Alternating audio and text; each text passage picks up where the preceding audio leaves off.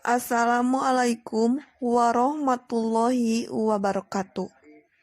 Patepang sareng ibu dina pangajaran basa Sunda. Namung sateuacan urang medar materi tentang paguneman, ibu bade medar heula kompetensi dasarna. Kompetensi dasar paguneman aya 2. 3.1 Memahami dan mengidentifikasi kaidah, bentuk, struktur teks, dan aspek kebahasaan paguneman tentang menyapa, memperkenalkan diri, berpamitan, meminta izin, mengucapkan terima kasih, dan meminta maaf. 4.1 Menyusun dan mendemonstrasikan teks paguneman tentang menyapa, memperkenalkan diri, berpamitan, meminta izin, mengucapkan terima kasih, dan meminta maaf, serta menanggapinya dengan memperhatikan fungsi sosial, struktur teks, dan aspek kebahasaan yang benar sesuai konteks. Tah ayeuna urang kana tujuan pembelajaran. Tujuan pembelajaran hiji, menjelaskan pengertian paguneman dengan benar. 2. Mengidentifikasi dengan benar struktur teks paguneman. 3. Menjelaskan tata krama bahasa Sunda dengan benar.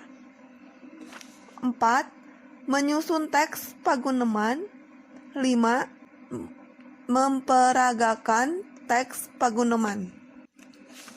Tah panginten eta kompetensi dasar sareng tujuan pembelajaran tentang paguneman. Ayeuna urang medar paguneman. Paguneman teh naon? Paguneman teh nyaeta nyarita silih tempas sakurang-kurangna duaan. Dina nyusun paguneman, omongan anu nyarita biasana ditenden di antara dua kekenteng. Awal kalimah dimimitian ku aksara gede atau kapital, ari tungtung kalimah atau omongan dicirian ku tanda titik, tanda tanya, atau tanda panyeluk gumantung fungsi kalimahna. Sok tengetan ieu aya contona.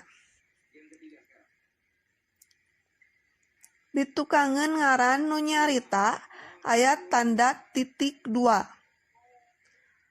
Terus omongan Wandi, omongan Kuring, Jatmika, jeung Cynthia masing-masing dicirian ku ayana 2 kekenteng. Fungsi kalimah anu aya dina jero kekenteng teh aya 3 rupa. Nyaeta hiji, kalimah wawaran anu ditungtungan ku tanda titik. 2. Kalimah pananya anu ditungtungan ku tanda pananya. 3. Kalimah parentah anu ditungtungan ku tanda panyeluk. Paguneman kaasup kana komunikasi 2 arah. Maksudna aya nu nanya jeung aya nu ngajawab. Tujuanana sangkan bisa silih ajenan jeung silih hormat. Kukituna dina paguneman teh aya tata krama. Tata krama dina paguneman diantarana. Hiji, waktu paguneman, urang teu meunang motong caritaan batur sabab kaasupna teu sopan. 2. Dina waktu ditanya sarta urang ngajawab, omongan teh kudu puguh entep seureuna sarta maksudna jelas. 3. Urang kudu ngawasa kana pokok paguneman nu keur digunemkeun. 4. Bandungan sing saregep lamun keur diajak ngomong ku batur. 5. Ulah nyigeng perasaan nu keur diajak paguneman. 6. Sora kudu jelas tur jentre. 7. Ulah ninggalkeun jalma diajak paguneman, iwal lamun urang permisi heula. Tah mung sakitu materi tentang paguneman. Mudah-mudahan hidup ngartosnya. Sangkan hidup leuwih ngarti kanu paguneman sok ieu aya teks paguneman dibaca terus dijawab pananyana. Ngajawabna dinu buku dikumpulkeun.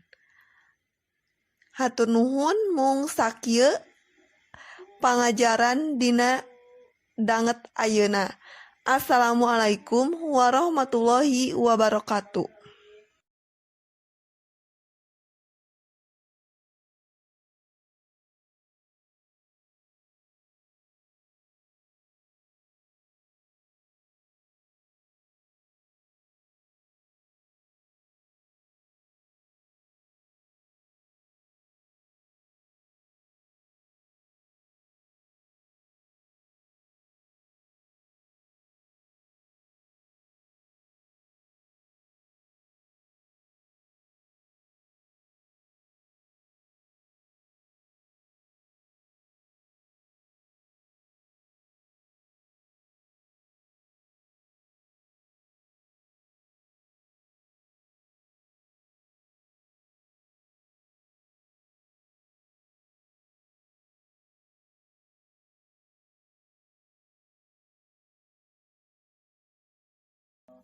Sangkan hideup leuwih ngarti kanu paguneman sok ieu aya teks paguneman dibaca terus dijawab pananyana.